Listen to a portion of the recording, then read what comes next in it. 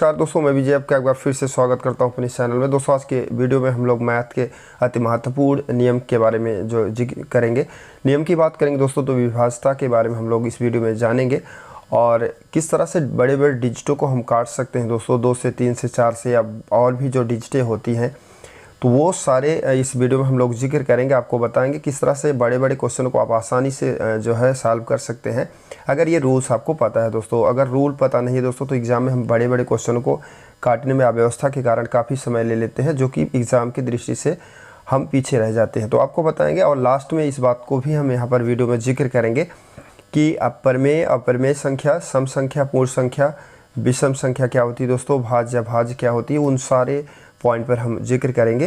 तो आपसे रिक्वेस्ट है वीडियो के अंत तक आप बने रहें। चैनल को पहली बार अगर विजिट करें दोस्तों तो चैनल को जरूर सब्सक्राइब करें। चलते हैं, शुरुआत करते हैं महत्वपूर्ण टॉपिक को। दोस्तों आइए शुरुआत करते हैं। यहाँ पर हम 1 पॉइंट से लास्ट पॉइंट तक चलेंगे। दोस्तों आइए शुरुआत करते हैं। यहाँ पर हम पहले पॉइंट से पहले हम आपको जिक्र करेंगे इस वीडियो में संख्याओं को 2 से विभाजित करने के रूल्स क्या होते हैं। कोई भी डिजिट आपके पास बड़ी से बड़ी छोटी से छोटी डिजिट अगर है दोस्तों, तो कैसे जानेंगे वो जो है 2 से डिविजिबल होगा। तो इसकी जो डिफिनेशन होती है दोस्तों, सभी सम संख्याएँ जो 2 से पूर्णतः विभाजित होती हैं, अर्थात यहाँ पर दिया गया है दोस्तों कि इकाई के स्थान पर 0 है, 2 है, 4 है, 6 है, 8 है, तो वो जो चाहे जितनी भी बड़ी डिजिट होगी वो पूर्णतः 2 से पूरी तरह से डिवाइड हो जाएगी। मतलब है कि मैंने स्टार्टिंग में आपको इतना बताया कि कोई भी डिजिट आपको अगर दे दिया गया है और लास्ट पॉइंट में अगर इकाई के प्लेस पर आपको 0 दिखता है, 2 दिखता है, 4 दिखता है या 6 दिखता है या 8 दिखता है, तो वो डिजिट जो है 2 से पूरी तरह से कट जाएगी दोस्तों। तो मैंने यहाँ पर हम आगे जो है पॉइंट के बारे में जिक्र करेंगे, तो आपको बताना चाहेंगे कि अब यहाँ पर हम जिक्र करेंगे 3 से रिलेटेड डिजिट को लेकर के। तो कौन सी ऐसी संख्या होगी जो 3 से कटेगी, 3 के कटने के रूल्स क्या है यहाँ पर हम जिक्र करेंगे। तो प्रश्न है कि किसी भी संख्या के अंकों का योग 3 का एक जो है गुणज हो या 3 से पूर्णतः विभाजित हो, वह संख्या 3 से पूर्णतः विभाजित हो जाएगी। कहने का मतलब ये होता है दोस्तों कि यहाँ पर आपके एग्जाम्पल के तौर पे आपको समझाना चाहेंगे कि कोई भी डिजिट आपके सामने अगर इस तरह से है, तो जैसे कि मैंने स्टार्टिंग में आपको बताया कि ये तो ऑलरेडी इकाई के प्लेस पे 0 है, 2 है, 4, 6, 8 है, तो 2 से कटेगा ही। लेकिन अगर कोई डिजिट आपको जोड़ने के बाद जैसे मान लीजिए हमने यहाँ पर 2 है, 1 है, 5, 4 है, सबको जोड़ दिया तो 12 आ गया। क्लियर। तो बात ये होती है कि 12 क्या होता है, अब 3 से कट जाएगा। जब 3 से 12 कट जाएगा तो ये 100% पूरी डिजिट 3 से कट सकती है। तो इसका रूल्स इतना है कि जो भी डिजिट दिया रहेगा, अगर सारे डिजिटों का योग आपका 3 से कटता है तो वो पूरी संख्या 3 से कट जाएगी। तो 3 के हम 4 से रिलेटेड यहाँ पर जिक्र करेंगे कि 4 से मतलब कि जो बड़ी बड़ी डिजिटें आती हैं 4 से कैसे कटेगा, 4 के रूल्स क्या होते हैं यहाँ पर हम बताना चाहेंगे। यदि किसी संख्या के इकाई और दहाई के अंकों से बनी जो संख्या होगी अगर 4 से पूरी तरह से डिविजिबल है तो पूरी की पूरी संख्या 4 से डिवाइड हो जाएगी। कहने का तात्पर्य हो गया कि कोई भी बड़ी सा डिजिट आपके सामने यहाँ पर एग्ज़ाम में दे दिया दोस्तों और लास्ट की 2 डिजिटों को, इकाई और दहाई का डिजिट अगर 4 से कट रहा है तो पूरी की पूरी संख्या 4 से डिविजिबल हो जाएगी, कट जाएगी। जैसे कि यहाँ पर मैंने डिजिट ले लिया है, तो ये लास्ट के जो 12 दिया गया है 4 से कट जाएगा, तो ये पूरी की पूरी डिजिट 4 से कटना पॉसिबल है। यहाँ पर और भी हम जिक्र करेंगे, जिस संख्या के इकाई और दहाई के जो है दोनों अंक शून्य हो वह भी 4 से पूर्णतः विभाजित होता है। कहने का तात्पर्य हो गया दोस्तों कि कोई भी डिजिट आपका इधर ऐसा दिया गया है और लास्ट के इकाई और दहाई के प्लेस पर 0 0 दे दिया गया है, तो यहाँ पर जैसे कि आप देख रहे हैं कि रूल्स क्या बोलता है कि इकाई और दहाई के दोनों अंक शून्य हो तो भी वह जो है पूरी तरह से 4 से डिविजिबल हो जाएगी। तो 4 के डिविजिबल के मैंने रूल्स आपको बताएंगे कि अब 5 से विभाजित होने के रूल्स बताएंगे। आपको पूरे रूल्स नहीं पता होगा दोस्तों तो आप समय ज़्यादा लेंगे जब क्वेश्चन को सिंप्लीफाई करेंगे, इसीलिए आपसे रिक्वेस्ट है वीडियो के अंत तक आप बने रहे। लास्ट में हम जो है आपको सम विषम संख्या और भी जो परमेय अपरमेय संख्याएँ होती वो भी जिक्र करेंगे, तो आपसे रिक्वेस्ट है वीडियो के अंत तक आप बने रहें। यहाँ पर हम अब जिक्र करेंगे यदि किसी भी संख्या का इकाई का अंक यदि आपका 0 है अथवा 5 है दोस्तों, तो वो पूरी की पूरी संख्या 5 से डिवाइड हो जाएगी। कहने का तात्पर्य हो गया कि कोई यहाँ पर डिजिट जैसे कि आप फॉर एग्जांपल के तौर पे यहाँ पर देख रहे हैं, इकाई के प्लेस पे 5 दिखाई दे रहा था, पूरा का पूरा डिजिट 5 से कट जाएगा।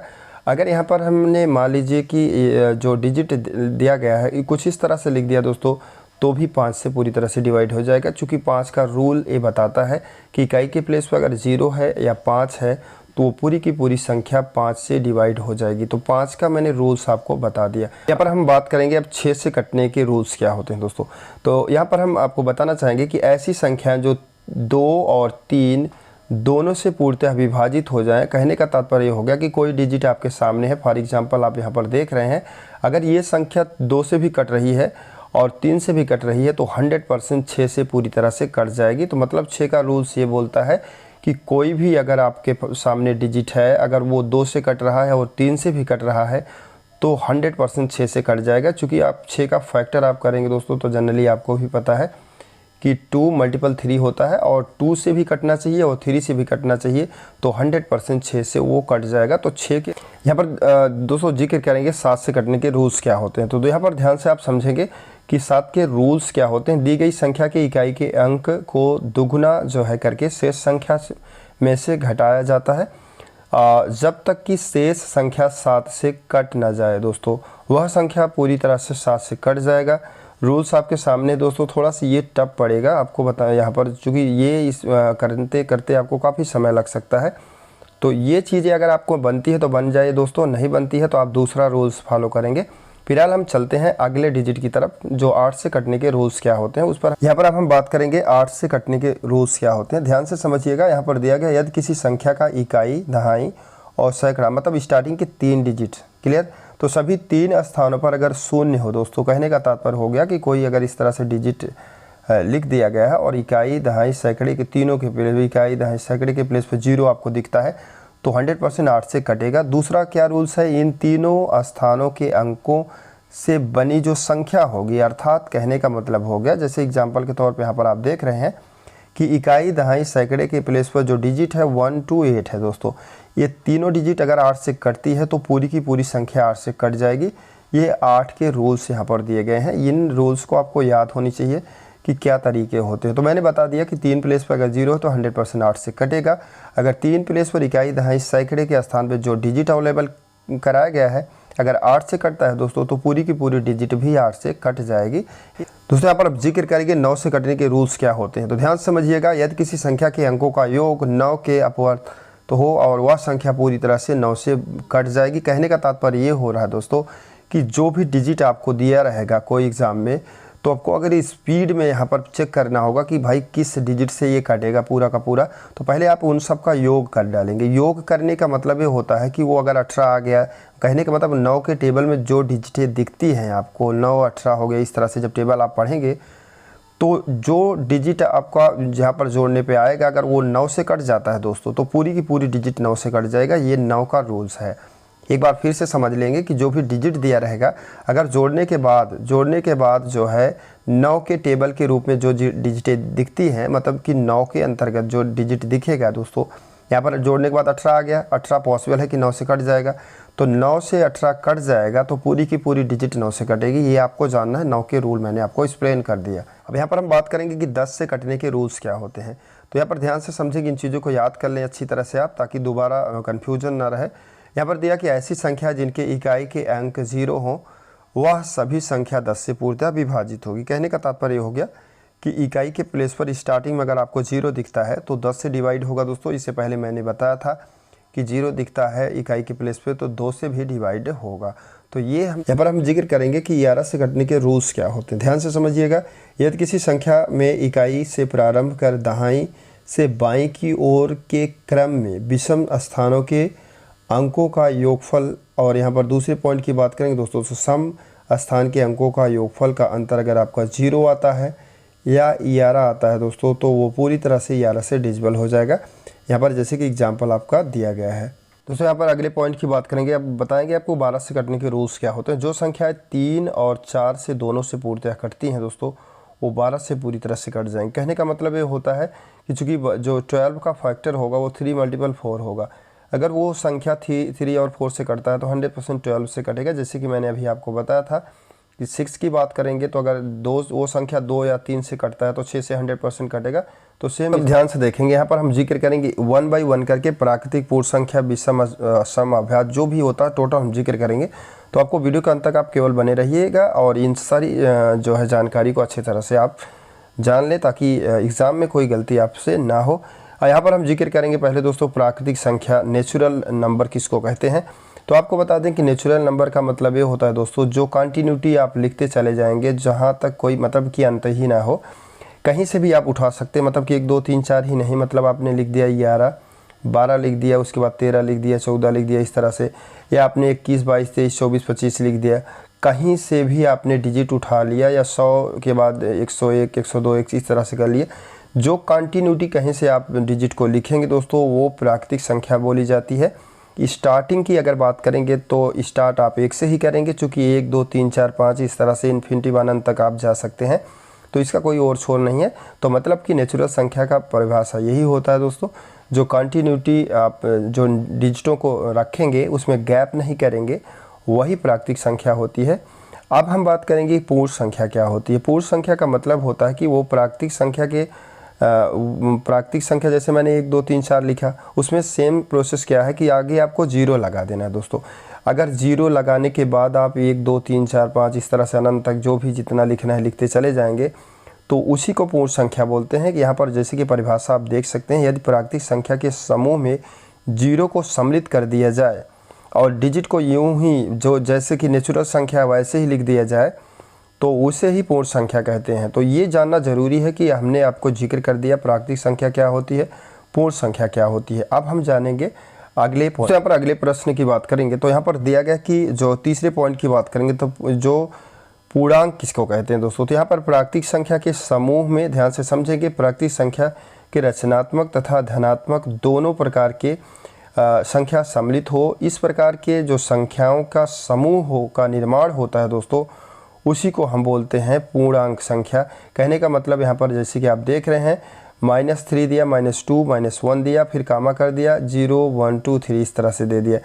तो ये हमको ये जो संख्याएं बनेगी, एक बार पॉजिटिव ले, एक बार निगेटिव ले रहा है, फिर पॉजिटिव ले रहा है, तो पूर्णांक संख्या के अंतर्गत होगा।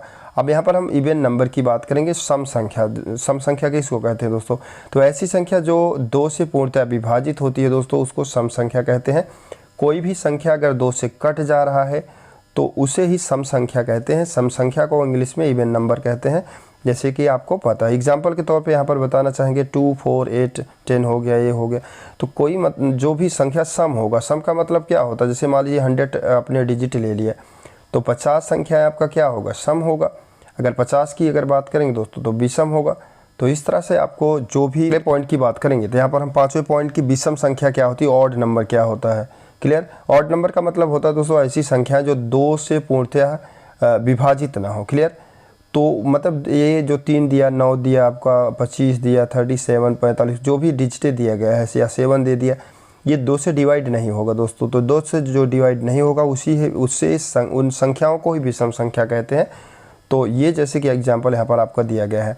अब यहाँ पर हम भाज्य की अगर बात करेंगे दोस्तों, भाज्य संख्या जो है इसकी परिभाषा क्या होती है। तो ऐसी संख्या जिसका जो एक और स्वयं के अलावा यहाँ पर दिया गया है कि जो है और भी संख्याएं से पूर्णतः विभाजित हो जाए, उस संख्या को हम जो है भाज्य संख्या कहते हैं। कहने का मतलब होता है कि वो स्वयं हो और उसके बाद 1 हो या अदर डिजिट से भी कटती है, तो वो भाज्य होगा। भाज्य का मतलब सीधा शब्दों में अगर हम आपको बताएं तो जो संख्याएं किसी संख्या से कट जाएं वो भाज्य हो गया। 2 से कट गया, 4 से कट गया, 5 से, 6 से, 7 से, तो भाज्य का मतलब होता है कि भाग लग गया, भाई पूरी तरह से कट गया, तो इसी जो है भाज्य संख्या कहेंगे हम। तो अब हम तीसरे महत्वपूर्ण पॉइंट के बारे में जिक्र करेंगे, अभाज्य संख्या किसको कहते हैं दोस्तों। तो अभाज्य संख्या का जो परिभाषा होता है दोस्तों, यहाँ पर सिंपल तरीके से जो दिया है, मेन चीज़ आपको हम बताना चाहेंगे कि यहाँ पर स्वयं और एक को जो है छोड़ करके अन्य किसी भी से पूर्णतः विभाजित नहीं होती, उसे अभाज्य संख्या कहते हैं। कहने का मतलब ये होता है कि वो डिजिट स्वयं होगा। जैसे मान लीजिए मैंने ले लिया आपका 3 ले लिया और इसके साथ केवल 1 से डिवाइड कर सकते हैं और दूसरी डिजिट का गुंजाइश नहीं होता। कहने का तात्पर्य हो गया कि अभाज्य संख्या में केवल 2 फैक्टर होते हैं। कोई भी संख्या 7 मल्टीपल 1 कर दिया, 3 फैक्टर जैसे होगा दोस्तों वो अभाज्य नहीं होगा। अभाज्य में केवल वो डिजिट होगा, उसके साथ केवल 1 लगा सकते हैं, उसे ही हम अभाज्य कहेंगे। जैसे मान लीजिए यहाँ पर 5 मल्टीपल 1 कर दिया, तो दो ही फैक्टर बनेगा, वो डिजिट होगी, उसके साथ केवल 1 लगा सकते हैं आप और बाकी आप नहीं लगा सकते। तो और भी एग्जांपल अगर हम बताना चाहेंगे आपको, तो यहाँ पर जैसे मान लीजिए 9 तो आपका होगा नहीं, चूँकि 3 3 2 बार करेंगे, एक बार 1 कर देंगे तो गलत हो जाएगा। 17 को लीजिए आप, 17 मल्टीपल 1 कर दिया, 23 को कर दिया दोस्तों, 23 मल्टीपल 1 कर दिया, तो इसी को हम अभाज्य संख्या कहेंगे। उम्मीद करता हूँ आपको समझ में आ गया होगा। चलते हैं दोस्तों, यहाँ पर आप जिक्र करेंगे कि परिमेय संख्या क्या होती है, अपरिमेय संख्या क्या होती है। तो यहाँ पर ध्यान से समझेंगे, वैसी संख्या जिन्हें P/Q मतलब कि भिन्न के रूप में व्यक्त किया जा सके उन्हें ही परिमेय संख्या कहते हैं, मतलब कि फ्रैक्शन एज ए फ्रैक्शन के रूप में। तो यहाँ पर जैसे 3/4 लिख दिया तो ये भाई परिमेय है, 5/6 लिख दिया, 4/9 लिख दिया, तो ये संख्याएं परिमेय के अंतर्गत होती हैं। अपरिमेय संख्या किसको कहते हैं, यहाँ पर आप देख लेंगे कि वैसी संख्या जो P/Q के रूप में व्यक्त नहीं किया जा सकता उन्हें ही जो है अपरिमेय संख्या कहते हैं। मतलब कि अगर आप 5/2 आप लिख दिए तो ये चीज़ क्या हो गया, परिमेय संख्या हो गई। अगर आपने यहाँ पर ये फ्रैक्शन में इन चीज़ों को नहीं लिख सकते, आप सिंपल वे में लिख सकोगे, तो वो जो डिजिट होगा दोस्तों वो आपका अपरिमेय की कैटेगरी में आएगा। तो इस वीडियो में बस इतना ही, जो भी जानकारी थी मैंने दोस्तों आपको बताया। अगले वीडियो में कुछ और नया लेकर के आएंगे, तो आपसे रिक्वेस्ट है कि आप इन वीडियो को अपने दोस्तों के साथ शेयर करें, और चैनल पे पहली बार अगर विजिट करें दोस्तों तो चैनल को ज़रूर सब्सक्राइब करें।